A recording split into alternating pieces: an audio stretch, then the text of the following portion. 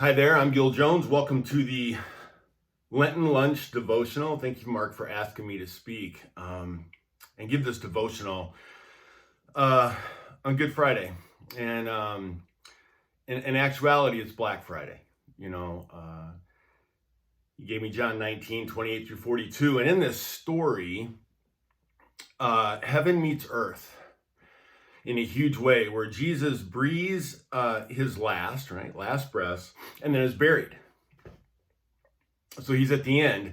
And really in this story, heaven is not necessarily capitalized, but earth is. It's this most of humanity kind of piece of the story. Back in John, the Apostle John calls Jesus God in the flesh, and literally he uses the word sarx in Greek, which is like the most earthy flesh term that he could use. And right here in this story, we get to see it. So, and kind of what would be a sad story actually is and can be a really hopeful one for us in our own humanity. And in this story, I think Jesus says, would want to say three things to you today on Good Friday. He'd want to say, I'm thirsty. He'd want to say, I'm the Messiah. And in the story, he'd want to say, I love you. I'm thirsty, I'm the Messiah, and I love you. And in the first part of this, verse 28 through 30, the story really revolves around Jesus being really thirsty. Matter of fact, the Roman soldiers ask him if he'd like something to drink. And it says in this story that he's so thirsty, they give him sour wine. And sour wine was the worst wine. This isn't the wine that Jesus made at the wedding of Cana, which was the best wine, which was like, $100 plus bottles of wine at this wedding in Cana. This is like going to Trader Joe's and getting your $2 chuck or $3 chuck or whatever it is, and then you let it sit out forever, and then it turns into vinegar. That's what this is. And they lift up to Jesus on a stick so he can take his last just feel of water on this side of heaven. And, when you read that, I think Jesus would say to you and me, I'm thirsty. And I think the relatability of this is that so are we. So are we. Mother Teresa had a sign above her door wherever she went, and it said, I thirst and I quench. I thirst and I quench. And in her way, it was saying, I bleed, and then I'm a blood donor. I hurt, and then I heal. We're really thirsty. And I just want you to stop for a second today in this devotional and ask yourself, where are you most thirsty? Where are you bleeding the most today? I'll be honest. If you're having a great life, you probably just don't want to be watching this. I don't want to waste your next 10 minutes. You can probably just maybe take this, file it away for when the season's turn for you. But for a lot of us right now, like for you might be going through a divorce, or maybe for you, it's like one of your kids is wayward, or maybe for you, you are in chronic pain, or you have a chronic illness. Maybe for you, you're just at the end. You're at the end. And so you thirst, you're bleeding. So I'd ask you, where is your number one wound today? And I want you to really think about that. Where are you bleeding out most today? Where are you bleeding out most? For me, it's a father wound, and I know that. And I know that that's where I bleed out the most. I'm going in for surgery in the next month on my back. Man, I'm in a lot of pain every day. Get in touch with where whatever it would be for you, spiritually, financially, emotionally, physically, where you are just bleeding out, and get in touch with that today. Because here's the thing. You thirst, and then I love this, but Mother Teresa, you quench. What she's saying is that where you are bleeding out the most is where you have the most influence in people's lives. And that is the greatest paradox that we can know, and that is the more pain I'm in, the more God comforts me, and then the more I comfort others out of that wound. I'm bleeding, and I'm a donor. I'm bleeding, and I'm a donor. I thirst and I quench. Get in touch with that today, okay? The second part of this, verses 31 through 37 in John 19, Jesus says, I'm the Messiah. Matter of fact, as you go through that passage, You might think to yourself, gosh, there's all this talk about the fulfilling of prophecy, in this passage. And the fulfilling of prophecy is that not only does Jesus thirst, but that he's the Messiah. I mean, this is another just massive flip of the script, right? He's thirsting, and yet he's the Messiah. And when I read that, here's the 5 greatest words that you can say today. Because Jesus says, I'm the Messiah, okay? Here's yours. I am not the Messiah. 5 greatest words you can say today. I am not the Messiah.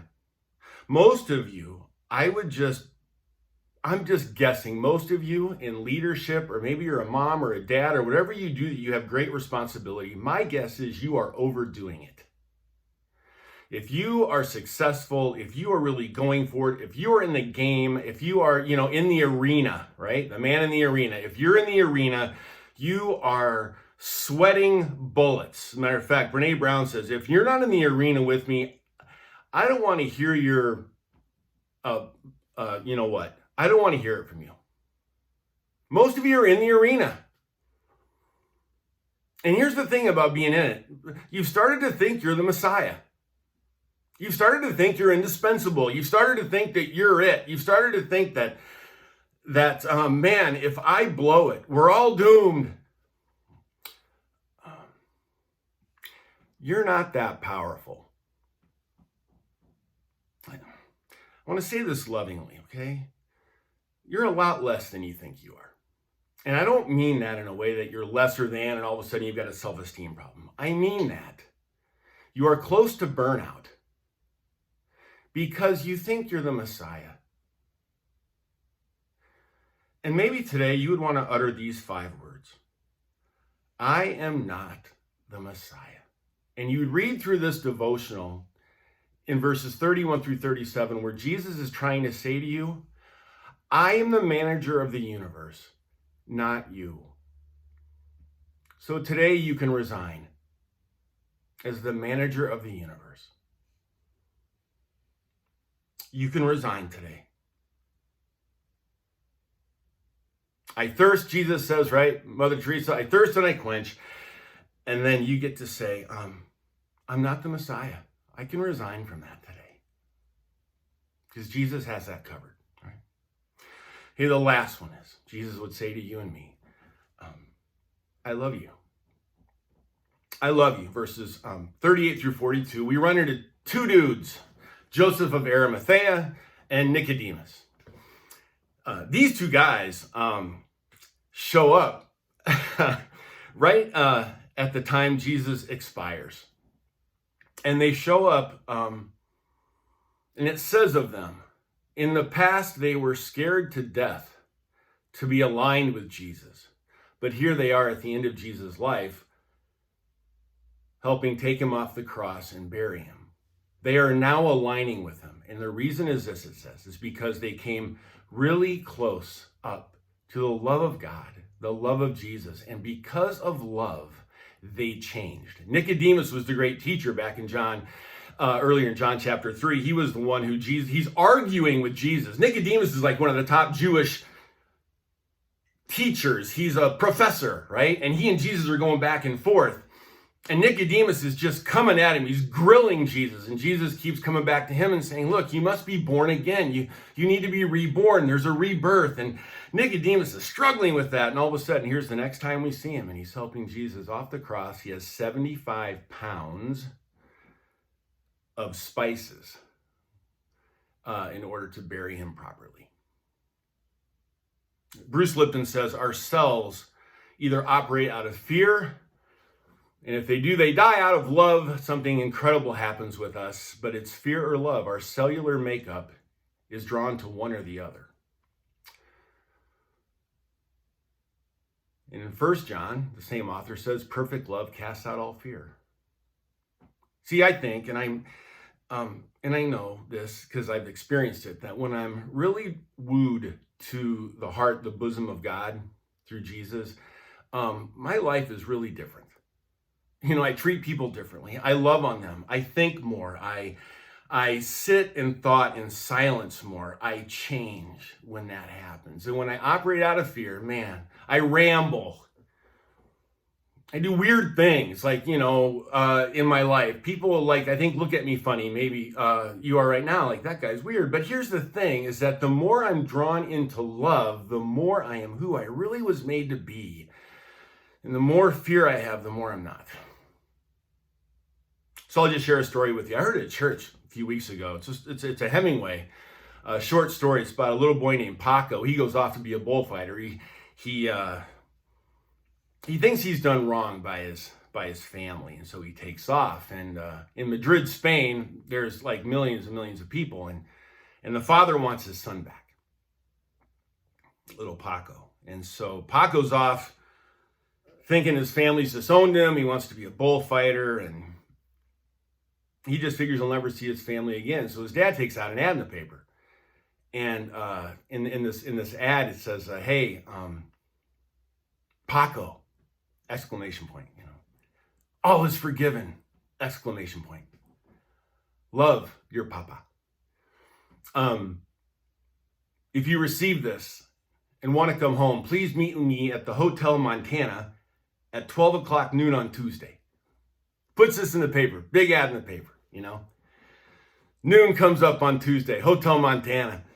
There's the dad, waiting on Paco to walk up, just hope against hope. And 800 boys named Paco out of Madrid, Spain show up to be received by their papa. And I don't know about you, but I'm a Paco, I'm a Paco. I think I've been disowned. I've done all these things. If you only knew, say, if you only knew. Here's the thing, God only knows.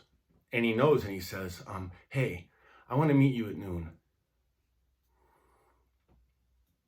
And he says your name, whatever your name is. For me, it's Gil, right? Hey, Gil. It's your papa, All is forgiven. Meet me at the hotel. I know I'd be there. So today, I thirst and I quench.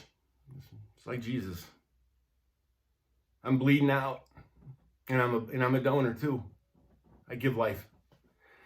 So you bleed out and you give life. Let's go. Let's do that. Come on. And you're not the Messiah. Man, just resign today, okay? Go home early. Take a nap. Go grab your favorite drink. Kick back somewhere. People walk by, go, hey, tell them, I'm not the Messiah. Neither are you. It's a good day. It's a good day. And then, in the end, you're loved. So